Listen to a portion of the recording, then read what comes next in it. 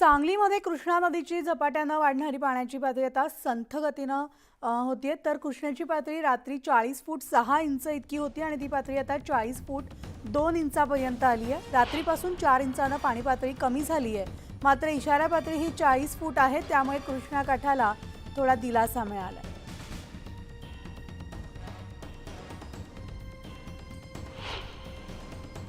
गेल्या 8 दिवसापासून कोल्हापूरमध्ये होत असलेल्या संततधार पावसामुळे कोल्हापूरला महापुराची स्थिती उद्भवली आहे।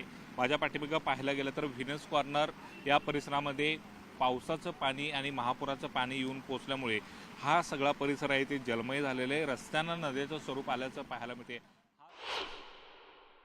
सांगलीकरांना थोडा बहुत दिलासा मिळालेला आहे, कारण का काल गेल्या 24 तासात जी 40 फूट 6 इंच असलेली कृष्णेची पाणी पातळी आता 6 इंचानं कमी झाली आहे। आपण माझ्या पाहू शकता जे सरकारी घाट आहे त्या ठिकाणी आपल्याला थोडं का होईना इंचानं पाणी कमी होतं आहे, कारण काय वारणा आणि कोयना धरणातून विसर्ग आहे तसाच आहे। वारणेतून 16,000 तर कोयनेतून 32,000 क्युसेक्सनं हा कृष्णा नदी पात्रात विसर्ग करण्यात येतो। गेल्या 24 तासात वारणेमध्ये 48 मिलीमीटर पावसाची नोंद करण्यात आली आहे। त्यामुळे वारणेकाठच्या जी काय पाण्यात होती तशीच आहे, थोडं का होईना थोडं कमी जास्त होतं आहे, पण कृष्णेचं पाणी पातळीत ही 6 इंचाने कमी झाली आहे। गेल्या 24 तासात बघितलं तर प्रशासनाकडून योग्य ती खबरदारी उपाय घेण्यात येत आहेत। एक आर्मीची टीम आणि एक NDRFची टीम ह्या ठिकाणी सांगली जिल्ह्यामध्ये तैनात केली आहे। जिल्ह्यातील एकूण बघितलं तर 11 बंधारे हे पाण्याखाली गेले आहेत आणि छोटे मोठे 5 ते 6 पूल पाण्याखाली आहेत।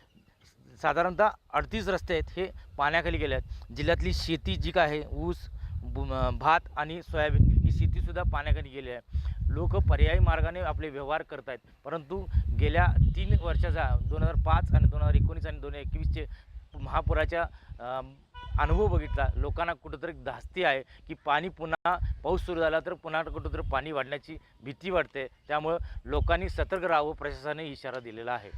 व्हिडिओ जर्नलिस्ट सुदीपसह आसिफ मुनसल, न्यूज 18 लोकमत, सांगली। सांगलीच्या कृष्णा नदीची पातळी 6 इंचानं घटलेली आहे। वारणेची परिस्थिती जैसे थे असून जिल्ह्यातील एकूण 4062 नागरिकांचं स्थलांतर करण्यात आलंय आणि त्याचबरोबर जनावरांना सुद्धा सुरक्षित स्थळी हलवण्यात आलंय।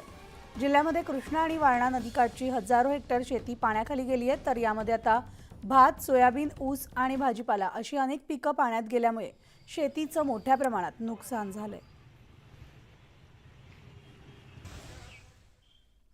तर सांगलीच्या चांदोली धरणातून सध्या 16,385 क्युसेक्स वेगानं पाण्याचा विसर्ग सुरू आहे।